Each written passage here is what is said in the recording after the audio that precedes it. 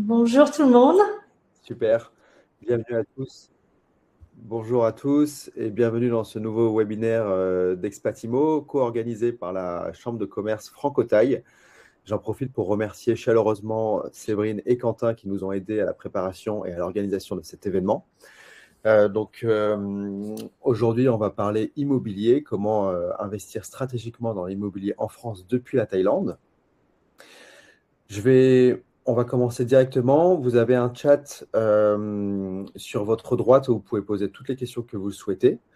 Donc moi, je suis William Demoustier, je suis le fondateur d'Expatimo. C'est une agence que j'ai fondée il y a bientôt 6 ans, à l'époque où j'étais basé en Asie, à Singapour, donc pas très loin de chez vous. Je suis maintenant relocalisé en France depuis l'été dernier, donc dans le plus beau pays du monde, où on vous propose de continuer à faire des investissements locatifs avec nous.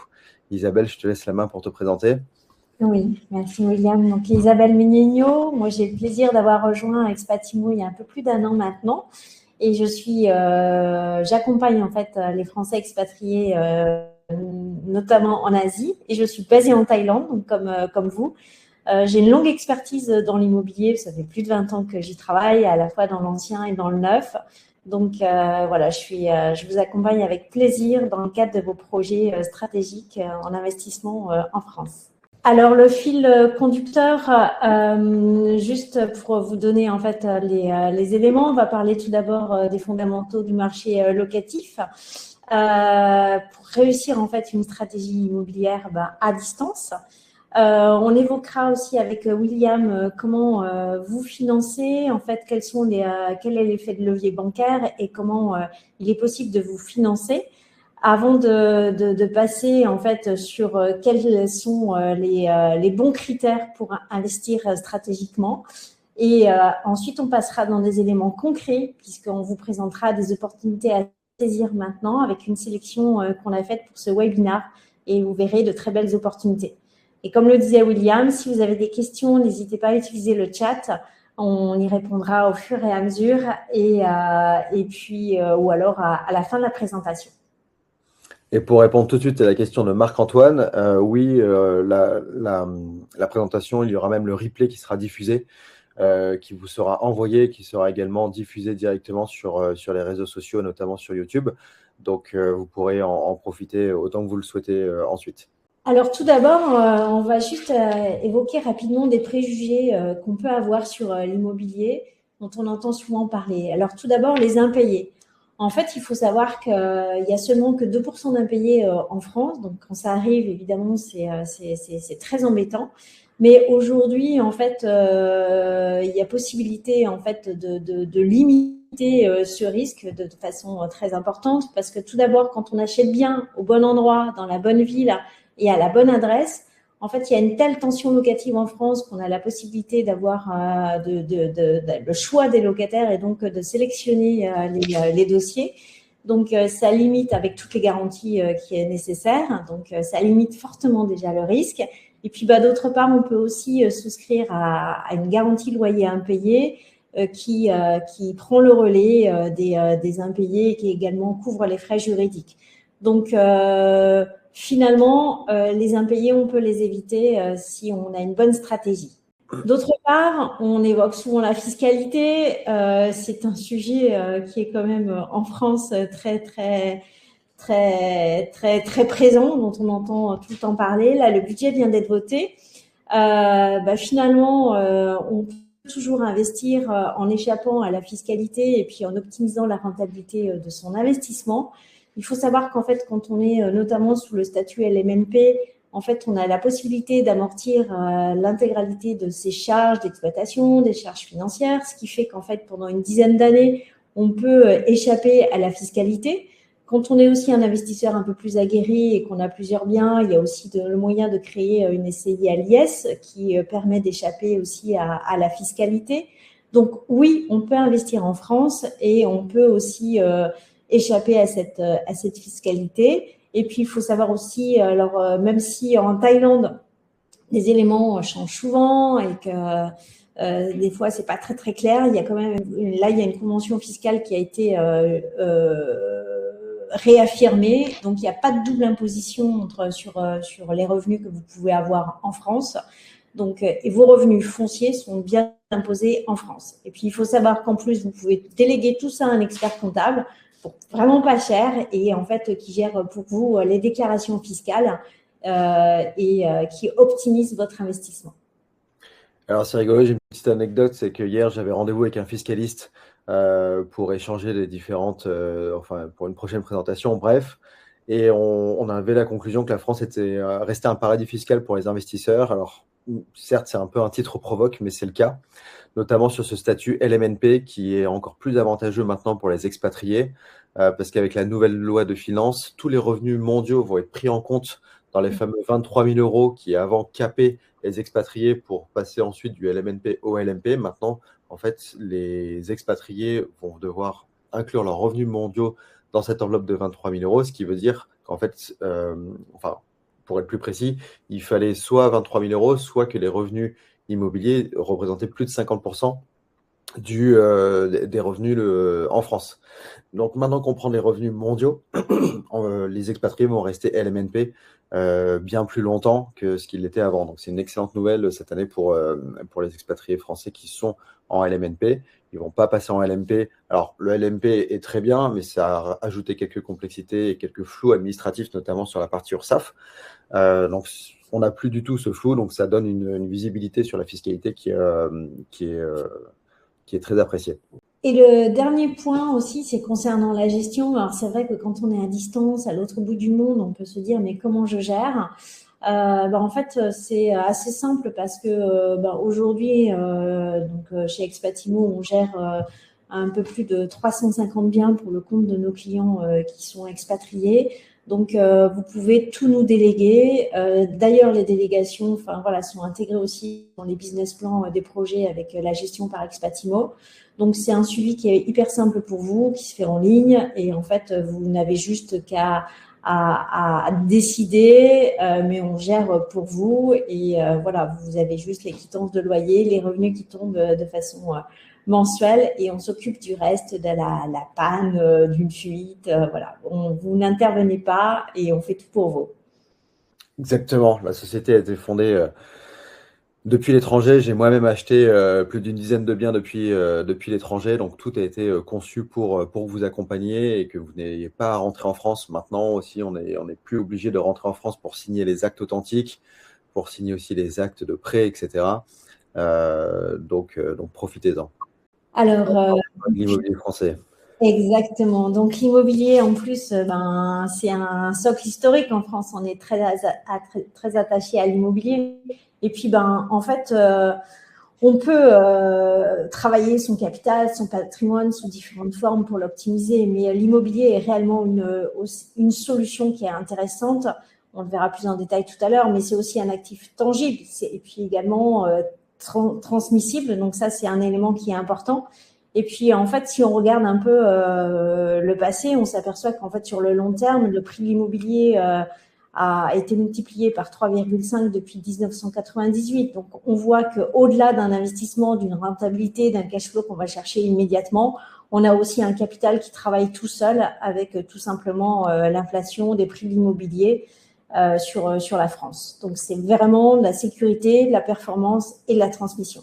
Et puis, si on parle également du marché, vous n'êtes pas sans savoir qu'en fait, il y a une vraie crise du logement en France. Il y a des constructions neuves qui sont au plus bas depuis maintenant 30 ans, des permis qui ont fortement chuté d'un tiers en fait sur 2024, mais également sur 2025. Il manque plus de 100 000 logements par an, d'où la difficulté d'ailleurs à se loger. Donc, assurément, en fait, il y a une forte tension locative sur la France, mais d'autant plus sur les villes que nous, on a sélectionnées. Donc, c'est un marché qui est durable. En fait, l'immobilier, le temps de le reconstituer, ça prend plusieurs années. Donc, assurément, être bailleur, c'est l'assurance d'avoir des locataires sans vacances locatives. D'autant plus, on peut aussi investir dans des typologies totalement différentes parce qu'en fait, il y a tous les profils qui recherchent aujourd'hui en France à se loger. On a des étudiants avec les jeunes actifs qui recherchent, eux, des petites surfaces. Donc là, il y a une pénurie de studios, de T1. Aussi, on a de plus en plus de demandes en colocation puisque les loyers sont élevés. Donc la colocation est une stratégie aussi intéressante. Il y a également des divorces tous les ans qui sont là. Donc, c'est autant de ménages aussi à reloger. Et puis, on a les seniors avec le vieillissement en fait, de la population en France où on a 32% des plus de 65 ans qui aujourd'hui vivent seuls et qui, eux, recherchent également à se loger dans les centres-villes, dans des surfaces T2, T3, quelquefois des T4. Donc, la stratégie, quelle que soit la typologie, finalement, on trouve des locataires en face.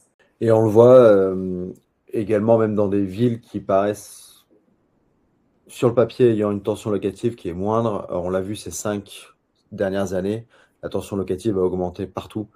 Et d'ailleurs, maintenant, pour la petite anecdote, la ville la plus tendue en France, ce n'est plus Paris, c'est même Nice, sur lequel il y a eu à peine plus de 3000 logements disponibles à la location longue durée l'été dernier. Donc pour une ville de 500 000 habitants, c'est bien sûr malheureux aussi pour les personnes qui sont sur place pour se loger, mais ça prouve qu'il y a une tension locative un peu partout en France qui est très forte. Donc la conséquence directe aussi, c'est qu'il y a des loyers qui sont en hausse continue, de plus 3 à plus 8. On voit même quelquefois des augmentations au-delà de 10% sur certains quartiers. Donc sur les biens qui sont bien situés, c'est d'autant plus marqué parce que on a plus à 30 à 40% de demandes. Alors sur Paris, on n'en parle même pas, ou sur Nice, comme William le disait, pour une offre en location. Voilà, on arrête la publication au bout de quelques jours tellement il y a demande. Donc comme je le disais tout à l'heure, c'est vraiment une dynamique qui est durable parce qu'il n'y a tout simplement pas d'offre. Et on a une demande qui est vraiment importante pour les années à venir. Donc c'est favorable aux investisseurs et d'autant plus sur certaines villes où on n'a pas de plafonnement de loyer. Voilà, ça peut être la contrainte sur certaines villes où il y a des plafonnements qui sont mis en place, dont il faut tenir compte dans le calcul de la rentabilité. Donc ensuite, on va parler de stratégie. Parce qu'en fait, nous, ce que l'on a remarqué, on a accompagné plus de 300 personnes pour investir en France. C'est qu'on arrive souvent avec des idées stratégiques pour pouvoir investir en France. Et on veut souvent allier dans un investissement beaucoup de choses. Nous, ce qu'on a remarqué, c'est que les meilleurs investissements, c'était des investissements qui avaient un but précis et un seul but et pas deux. Je prends souvent l'exemple du T2 à Nice que on veut avoir pour en profiter l'été. Ou une maison que l'on va vouloir profiter pendant ses congés quand on rentre en France, mais qu'on veut également avoir un revenu récurrent, rentable bien sûr, au bon endroit, etc. C'est souvent ce qu'on appelle le mouton à 5 pattes, voire à 10 pattes, qu'il faut éviter d'aller chercher parce qu'il n'existe pas par définition et qu'un investissement doit avoir un but précis.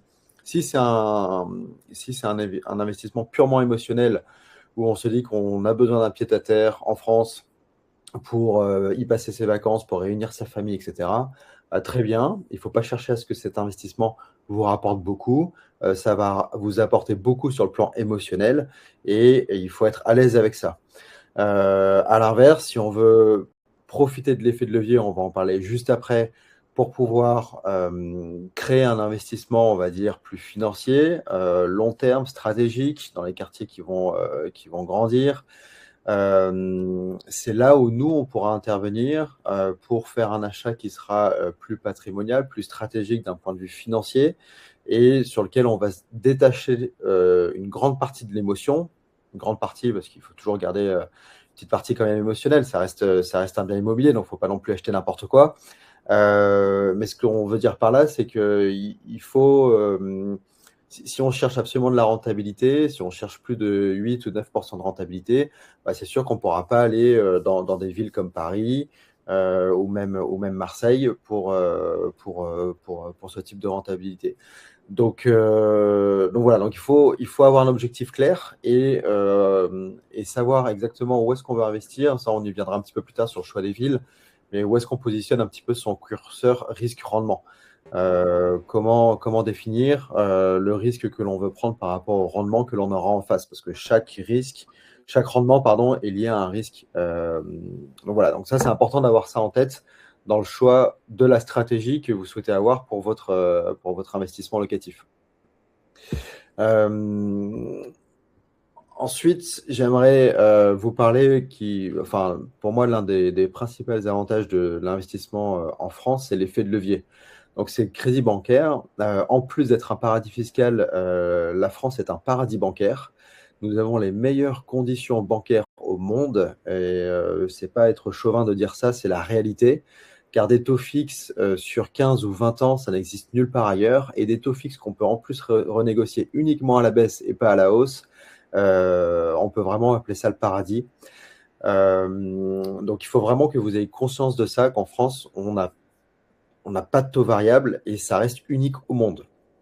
Ensuite, le levier bancaire, ça va vous permettre d'acheter avec un certain apport, et je vais revenir sur le détail derrière. La banque va vous prêter le reste et ça va vous permettre de créer en fait 4 leviers d'enrichissement grâce au levier bancaire. Le premier, c'est le remboursement de crédit. Donc, vous allez rembourser le crédit tous les mois à la banque via le loyer du locataire. Ça va également vous générer un cash flow sur certains investissements. Je m'explique, c'est-à-dire que le loyer du locataire va couvrir le crédit, mais aussi toutes les charges associées au bien. Il faut savoir aussi que le crédit, c'est le meilleur rempart contre l'inflation. Et là encore, on a des taux fixes. Donc aujourd'hui, on emprunte, on va dire, à environ 3,5%. On a une inflation, certes, qui est plus faible en ce moment. Imaginez que l'inflation augmente d'ici une dizaine d'années à 7%, ce qui est un scénario en tout cas qui n'est pas forcément à exclure. Votre crédit, lui, restera à 3,5%. Ce qui fait que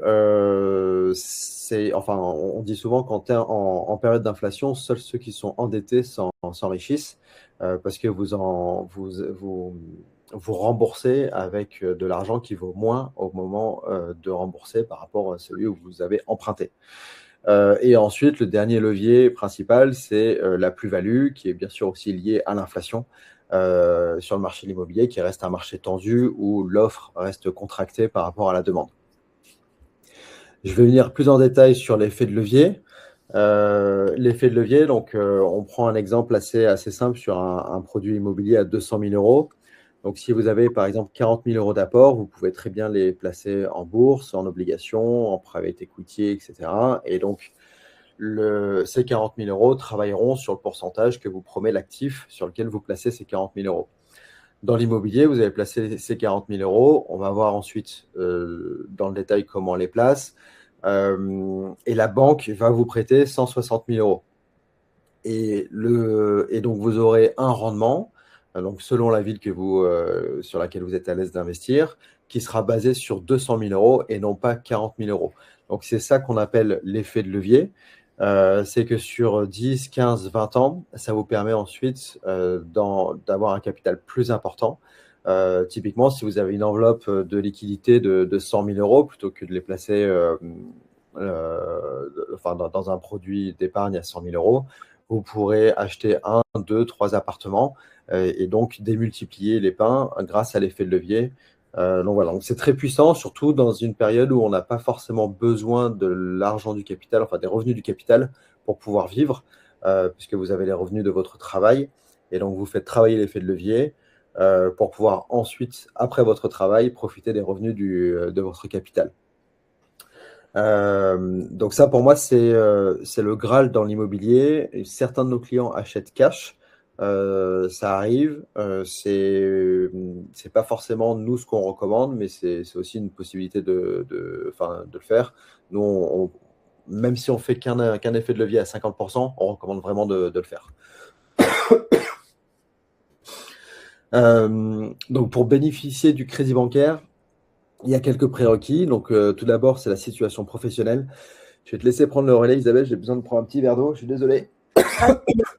Donc, en fait, effectivement, c'est votre situation professionnelle, à savoir qu'en fait, vous ayez une situation, un contrat de travail ou une situation stable, parce que forcément que les banques souhaitent avoir un maximum de garanties.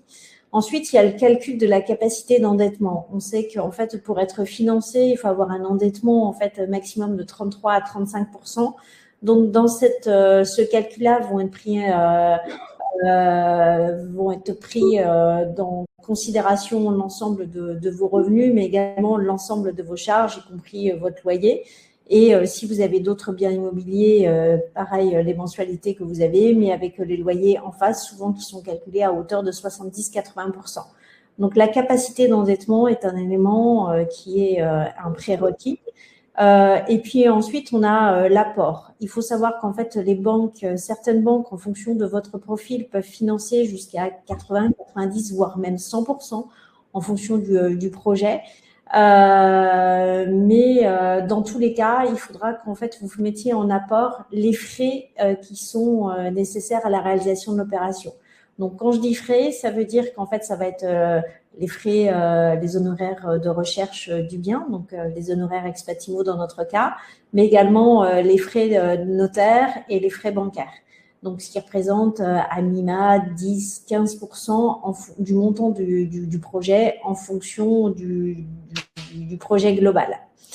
Les contreparties, donc William, es-tu prêt à reprendre la parole sur les contreparties? Les contreparties, ce sont en fait l'argent que vous allez placer à la banque. Il faut savoir que la banque, elle ne peut pas domicilier vos salaires dans la banque en France, parce que vos salaires sont en Thaïlande ou ailleurs. Donc, la banque demande souvent des contreparties qui sont placées sur compte titre, que derrière, vous pouvez placer sur ETF ou autre. Alors, selon les banques, elles demandent à ce que ce soit géré chez eux. Donc là, les frais sont un petit peu plus élevés. Ça dépend vraiment. Notamment, les banques privées ont une partie en gérée, c'est souvent sous gestion, c'est souvent un tiers et deux tiers qui sont en gestion libre donc par vous sur compte titre. Et là, pour le coup, c'est très bien optimisé. Et ça permet en fait à la banque de pouvoir un peu garantir votre prêt. Donc voilà. Donc le montant de ces contreparties, c'est souvent 2 annuités de remboursement de crédit. Donc 2 années de remboursement de crédit. Et ensuite, l'assurance du prêt. Donc ça, c'est un petit peu décorrélé par rapport à la banque. C'est-à-dire qu'il n'y a pas toutes les banques qui pourront vous assurer. Mais il faut savoir que la banque, elle prend une assurance sur le prêt si vous avez un accident de la vie. L'assurance prendra en charge le remboursement du crédit.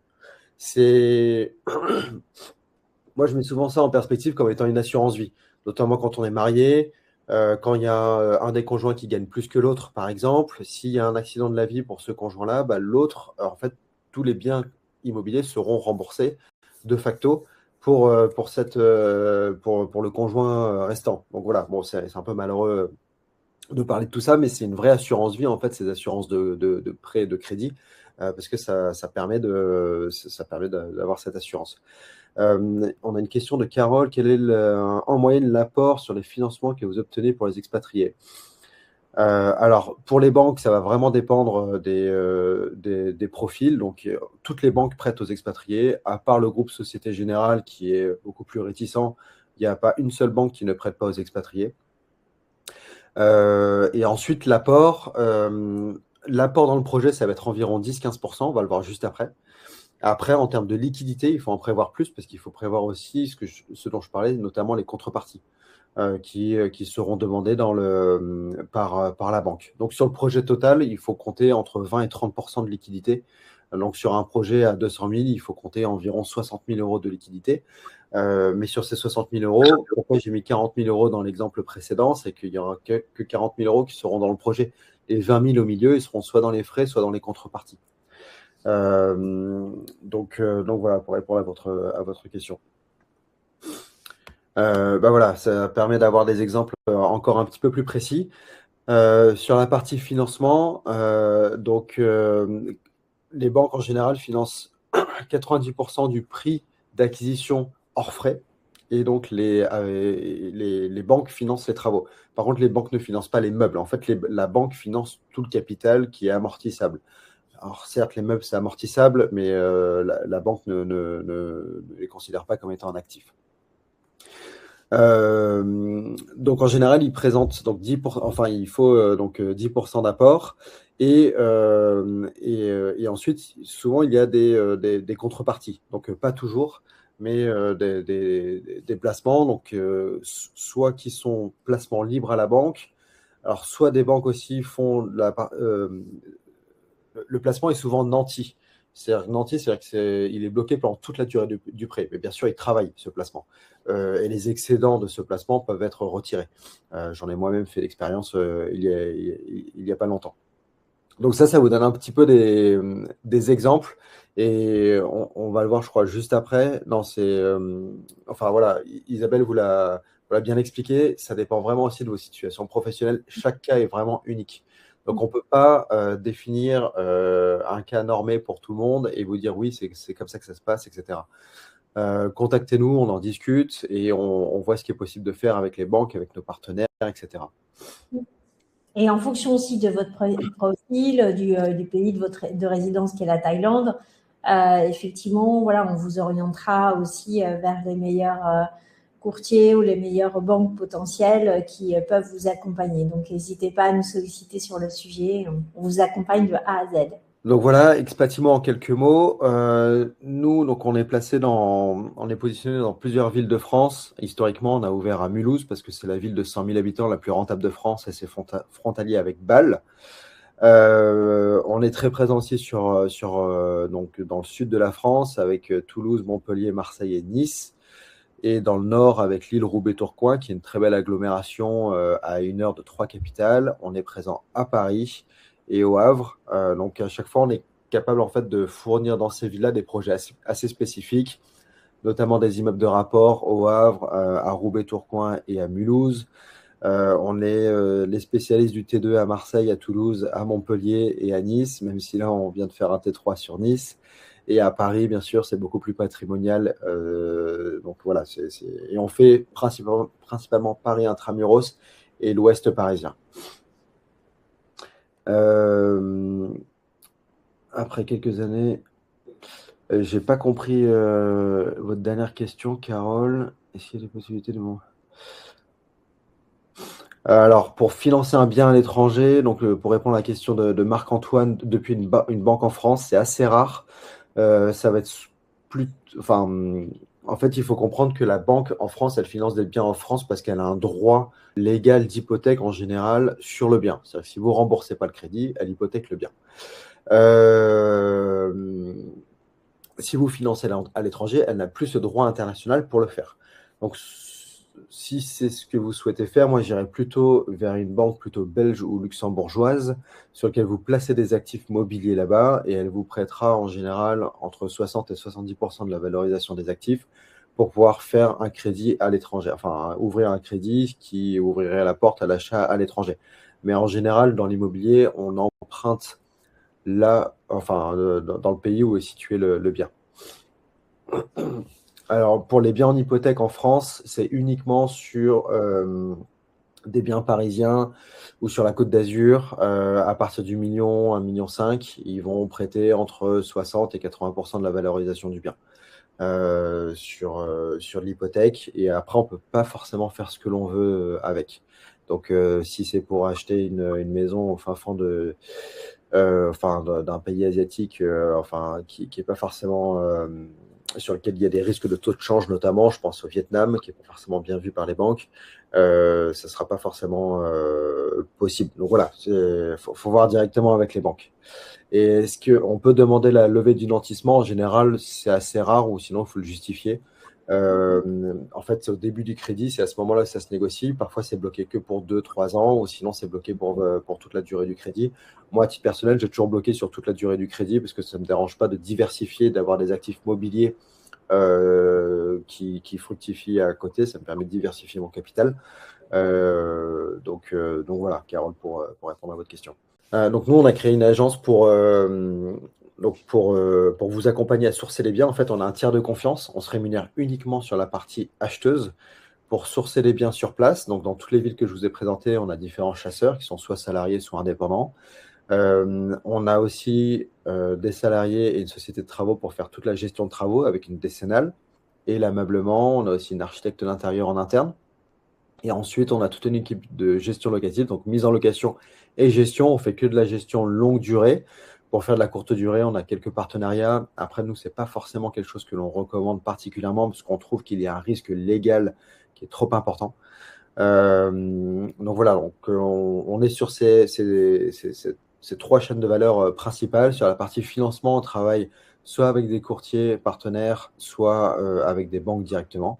Donc, on peut vous accompagner dans la définition du projet. Et sur la partie fiscale, comme vous le voyez, on a aussi des bonnes bases fiscales, mais on n'est pas fiscaliste.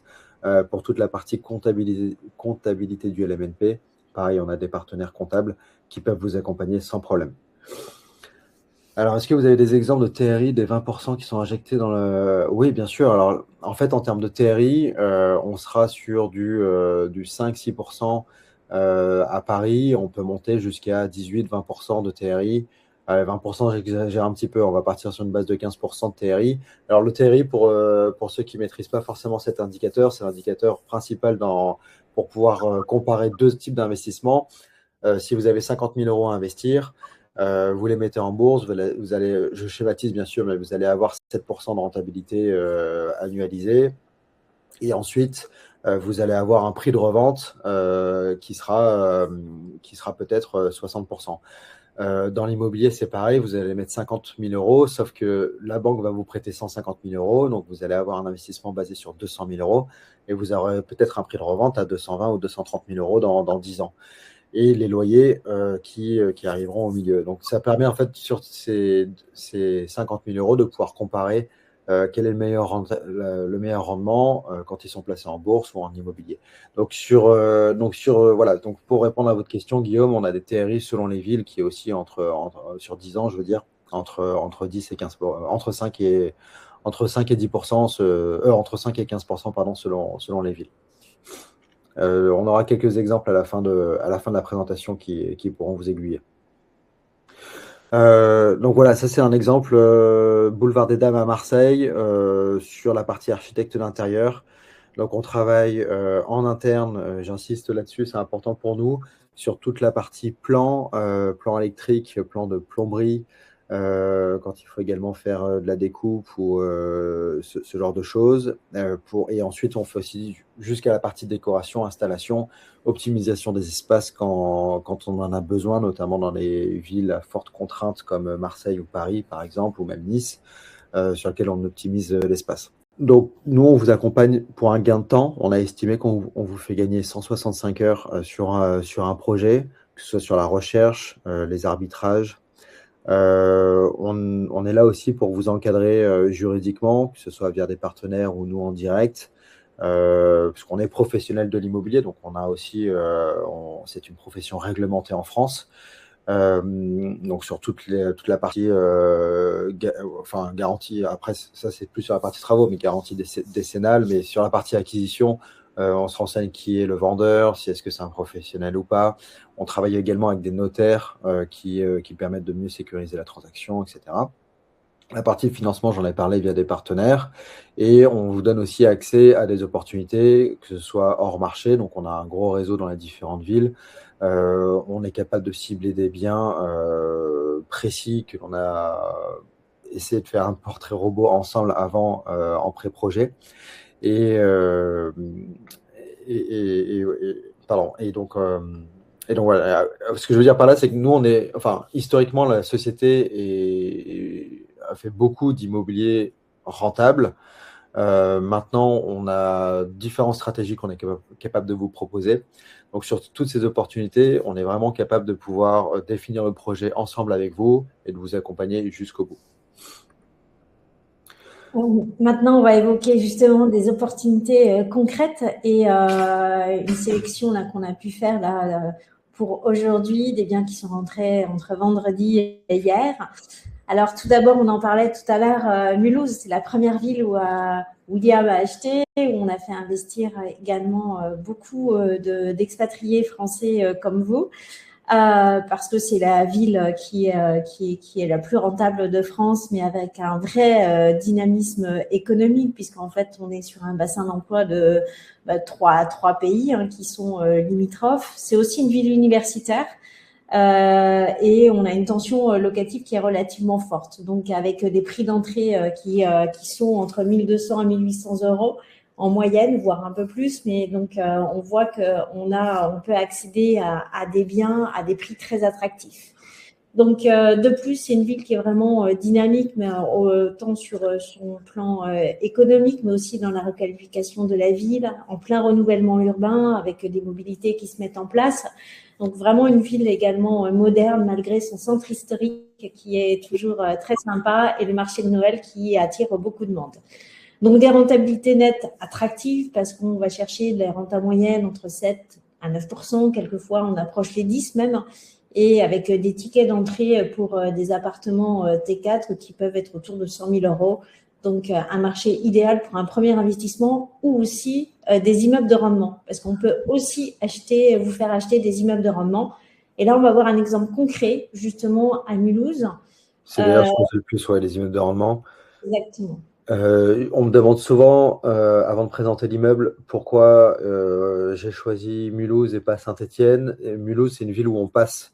C'est une ville où le TGV Paris-Zurich passe. C'est une ville où l'aéroport de Bâle est très dynamique, avec par exemple des vols 4 fois par semaine, si je ne me trompe pas, sur Dubaï. Ce que je veux dire par là, c'est que, alors, versus Saint-Étienne, souvent on compare les deux villes, Saint-Étienne est totalement dépendant de Lyon. C'est une ville qui, d'ailleurs, on le voit sur les 5 dernières années, l'immobilier a continué à baisser alors que ce n'est pas le cas de Mulhouse. Il a augmenté de 14 ou 15%, si je ne me trompe pas. Les loyers, nous, on l'a vu clairement à Mulhouse, la tension est plus forte, les loyers ont augmenté. Donc, c'est une ville qui est très dynamique et notamment frontalière avec Bâle, qui pour moi est vraiment la ville la plus importante, qui est motrice dans la région. On passe maintenant à l'opportunité, qui est un immeuble. Je te laisse reprendre la main, Isabelle. Ouais, et pour compléter ce que tu disais, William, on a fait acheter un peu plus de 50 immeubles sur Mulhouse. On y gère près de 200 biens également. Donc, on a aussi une équipe sur place. Donc, on a un chasseur, mais on a également un responsable travaux. Notre responsable gestion est à Mulhouse et on a une responsable location sur place. Donc, aussi une équipe dédiée pour gérer en fait les actifs et les investissements de nos clients. Donc, l'immeuble dont je voulais vous parler aujourd'hui, que nous, on vient juste de rentrer, donc il est idéalement situé dans un quartier résidentiel, le quartier Vauban, qui est pas très loin du centre-ville, un quartier hyper tranquille. Et là, on a un immeuble en fait qui est sur 3 étages, qui propose 4 logements donc à la location.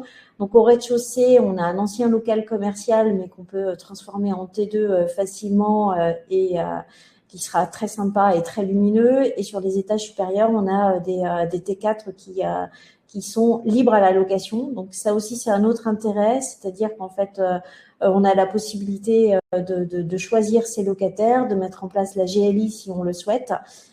Donc un actif où il y a très peu de travaux, puisqu'en fait on pense c'est pas qu'on pense, c'est qu'on est certain qu'il y a 20 000 euros de travaux. Il faut refaire une cuisine, il faut reprendre un peu des parties communes, refaire quelques peintures, et le tour est joué pour mettre à la location, donc quasiment immédiatement après votre acquisition.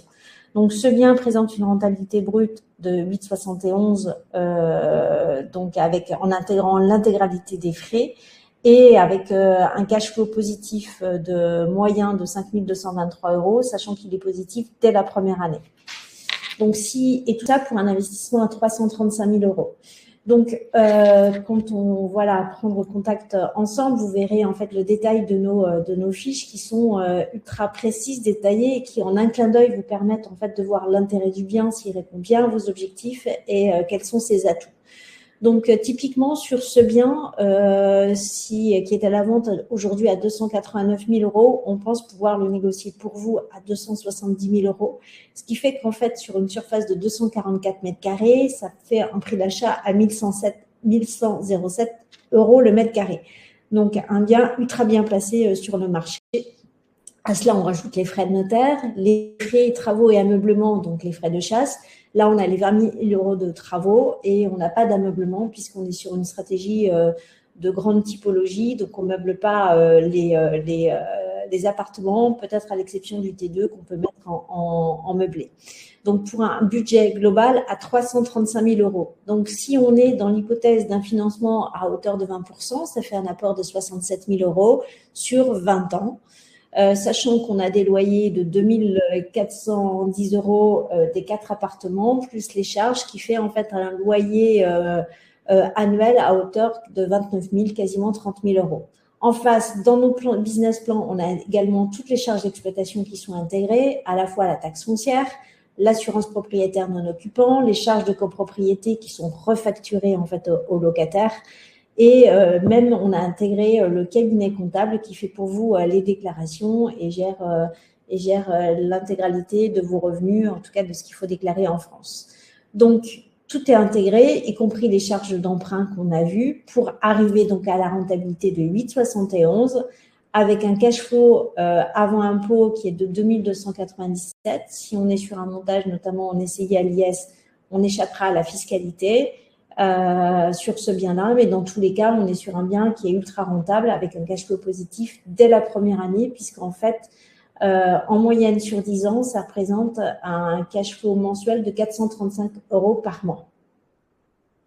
Donc, ça permet aussi de vous montrer à quel point on est pointilleux et on va dans le sens du détail sur nos business plans, parce qu'on a toujours été du côté acheteur. Notamment, on inclut toujours 2 semaines de vacances locatives dans nos business plans, ce qui permet de pouvoir sécuriser encore plus ce qu'on vous propose. Donc, il y a une opportunité à saisir, un immeuble de rendement. Donc, l'avantage de l'immeuble aussi, c'est que vous êtes seul décisionnaire. Si vous voulez faire vous gérez comme vous le souhaitez le rythme des travaux à réaliser, c'est vous qui décidez. Donc, il n'y a pas de charge de syndic non plus. Donc, c'est une stratégie intéressante en fonction de son apport possible et du budget global qu'on peut attribuer à un investissement. Mais c'est une stratégie que beaucoup font en tant qu'expatriés. Peut-être qu'avant de parler de Marseille, on peut répondre à la question de Marc-Antoine sur Reims, parce que c'est sur la ligne. Alors, c'est pas la même ligne TGV pour le coup que celle de Mulhouse. J'ai pas de. Enfin, ça fait longtemps que j'ai pas étudié Reims, donc je pourrais pas répondre précisément. Je préfère ne rien dire que dire des bêtises. Pour moi, c'est une ville qui a beaucoup monté déjà, sur lequel un peu comme Bordeaux, c'est-à-dire le potentiel est derrière. Voilà, c'est l'image que j'ai personnellement. Il faut pas forcément faire une généralité, mais voilà, pour répondre rapidement à Marc-Antoine. Alors, Marseille, c'est une ville clivante, mais cependant, il y a des super opportunités en investissement. Marseille se transforme déjà depuis plusieurs années avec un renouvellement de son centre-ville, avec le UCM qui s'est mis en place. On voit qu'il y a les transports en commun aussi qui sont en train de transformer la ville avec le tram, avec des quartiers qui n'étaient pas forcément très sympas il y a quelques temps, mais qui aujourd'hui deviennent très résidentiels et très recherchés, notamment le Panier. Donc en fait, et on a aussi une demande locative soutenue. On a une population qui est en croissance sur Marseille, donc c'est une ville où on peut encore acheter à des prix intéressants au mètre carré et où les quartiers évoluent parce que bien évidemment, dans notre expertise, on maîtrise parfaitement la ville avec un chasseur sur place et on vous fait investir à la bonne adresse. Donc, si on parle d'un exemple concret sur Marseille, là, on vient de rentrer en fait une petite pépite. Alors, on est dans le quartier du Panier, un quartier à la fois touristique mais très recherché parce qu'en fait, on est vraiment tout proche du Vieux-Port, du centre-ville, tout en étant dans un quartier ultra calme. Là, c'est un T3 de 52 mètres carrés qui est au dernier étage, qui est ultra lumineux, qui est traversant et qui a la particularité d'avoir une place de parking privative couverte qui est valorisée à 20 000 € parce que tellement c'est rare en fait sur Marseille et d'autant plus dans ce quartier. Donc, c'est un bien, en fait, dans lequel on peut aller chercher une rentabilité à 6,23 avec un cash flow qui nécessite d'y mettre quasiment, à peine 100 € par mois en effort d'épargne. Mais pour Marseille, on a des rentabilités qui sont plutôt autour de 5-6% maximum. Et à cette adresse-là, on a l'assurance en fait d'avoir un bon placement et notamment sur un plan patrimonial et la revalorisation interne de ce bien. Et on va le voir sur le détail suivant parce qu'en fait, c'est un bien aujourd'hui qu'on peut acheter avec la place de parking. On propose de faire une offre à 140 000 €, de la négocier pour vous, donc 52 mètres carrés Donc, avec la place de parking, c'est quasiment 2007 le mètre carré. Mais si on retire en fait la place de parking valorisée à 20 000, on arrive sur un prix d'achat à 2004. Sachant que le marché ici sur le panier, aujourd'hui, est plutôt entre 3008 et 4000 en prix moyen. Donc, sur un bien refait à neuf, comme nous, on va le faire, traversant dans une petite copropriété, très peu de charges, on peut aller chercher le haut du prix au mètre carré dans ce quartier-là. Donc là, les loyers, on est resté sur des loyers marché à hauteur de 990 euros par mois en rajoutant les charges. On n'a mis qu'une semaine de vacances locatives ici parce qu'on a vraiment une très forte demande locative et on voit qu'en fait, il y a très peu de turnover sur les biens, notamment sur une typologie T3. Donc là encore, sur un crédit sur 20 ans, un apport de 20%, c'est 40 000 euros qu'il faut mettre en placement. Et on a un effort d'épargne, comme je vous le disais, à hauteur de 97 euros par mois pour pouvoir en fait acquérir et faire travailler ce bien. Nice. Alors là, on passe sur une stratégie plus patrimoniale. Parce que Nice, c'est une ville internationale où on trouve aussi beaucoup d'étrangers qui viennent habiter sur cette ville. Comme le disait William tout à l'heure, c'est aujourd'hui devenu la première ville avec la tension locative tellement en fait il y a une demande. Ce qui est intéressant aussi, c'est qu'on peut aller chercher du jeune actif, mais également de l'étudiant, car il y a plus de 50 000 étudiants en fait sur Nice. Donc, une ville hyper attractive. Par contre, on a des prix de vente qui sont très élevés parce qu'on est sur des prix moyens entre 4 000 et 6 500 euros le mètre carré avec du coup des rentabilités qui sont plutôt autour de 4,5 à 6%, grand maximum. On est plutôt souvent autour de 5,5.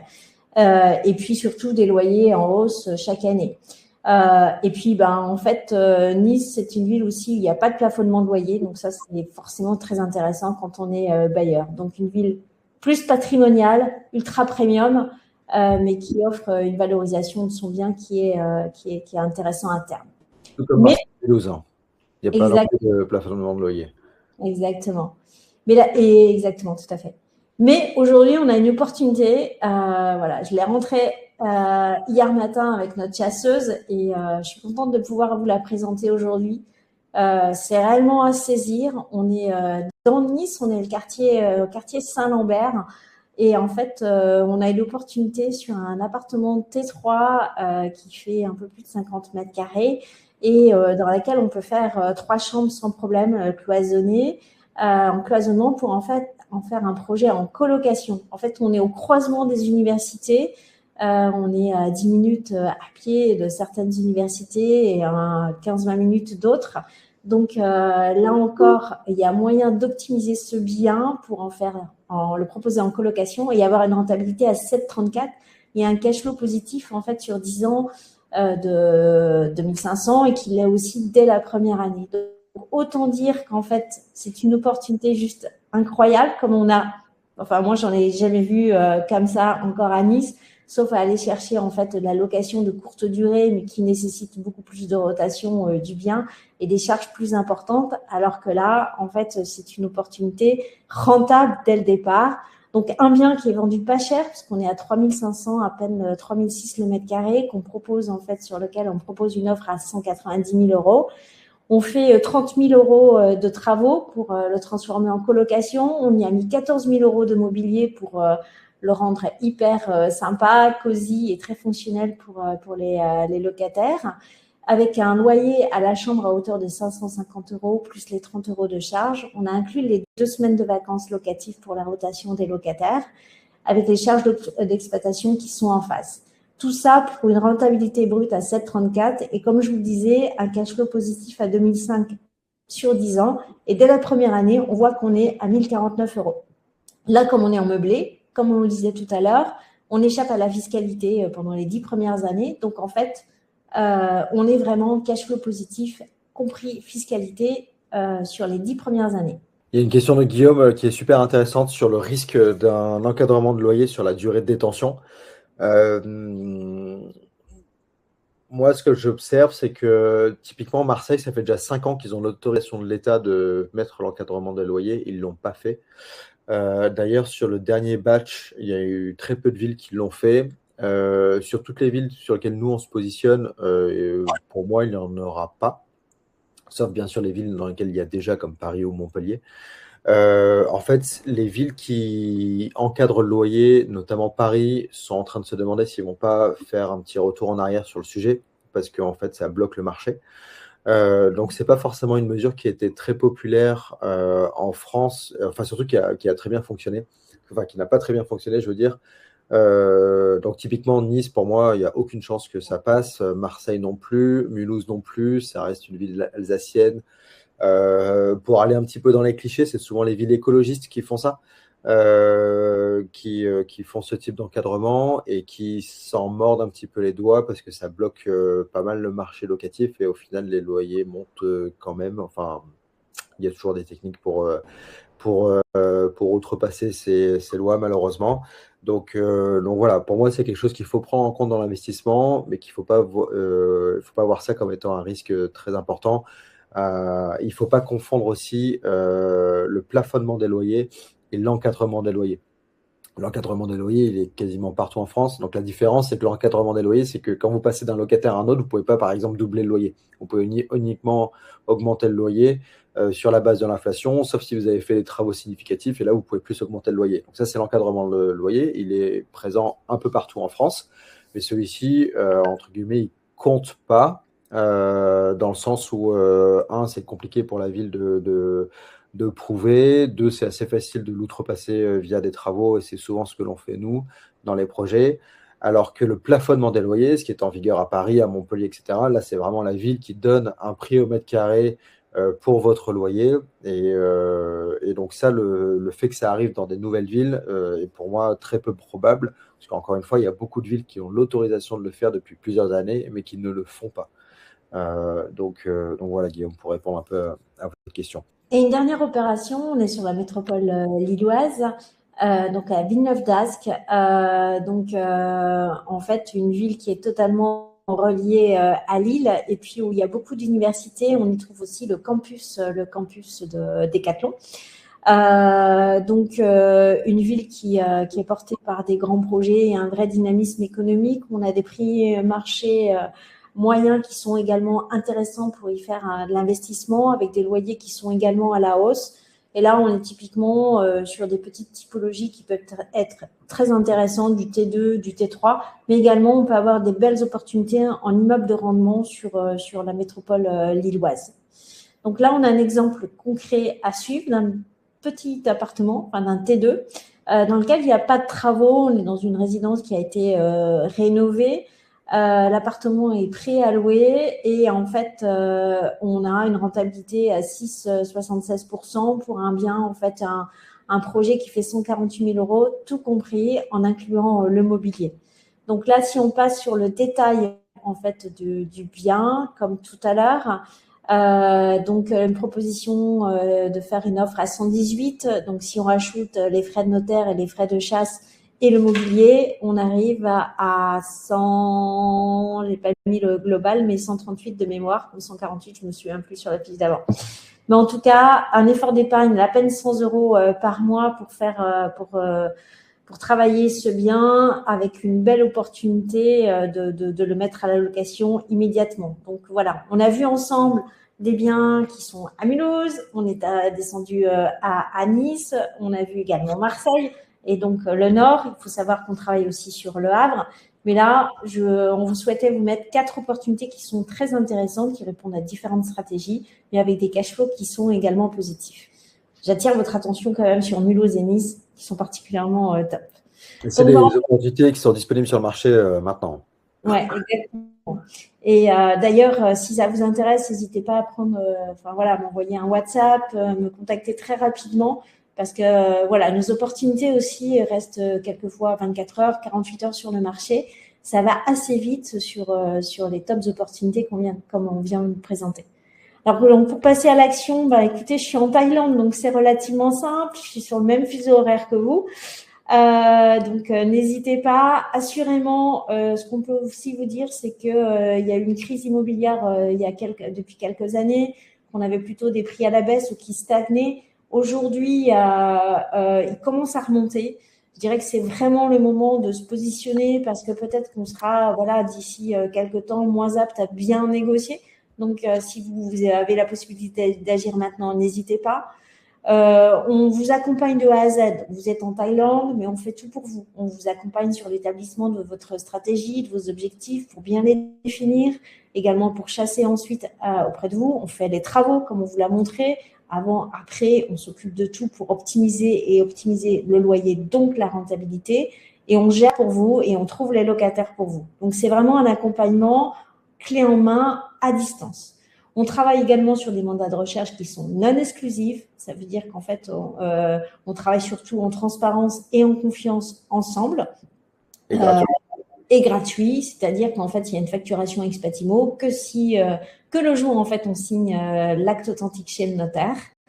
Et puis bien évidemment, chaque projet est individuel. Donc là, voilà, on a parlé de stratégie globale.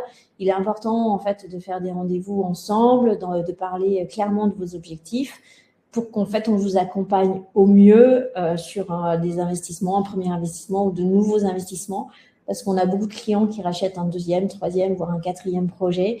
Voilà, mais qu'on accompagne sur le long terme, parce que l'immobilier, c'est pas du one shot, c'est vraiment pour être dans la transparence, vous donner des business plans qui sont clairs et vous accompagner sur le long terme. Et voilà, donc la présentation, vous l'aurez. Là, vous avez un QR code qui vous envoie directement sur mon WhatsApp.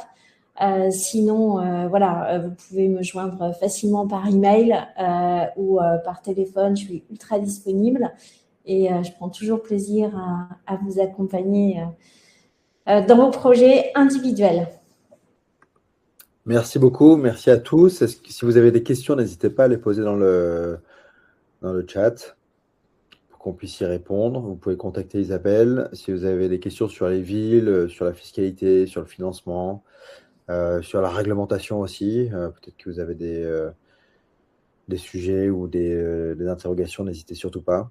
Merci encore à la Chambre de commerce Francotaille de nous avoir aidé à organiser cet événement, ce webinaire en partenariat avec eux. Merci effectivement à tous pour votre participation et puis voilà, à votre disposition, quels que soient vos projets, à partir de 100 000 € au plus, on vous accompagne.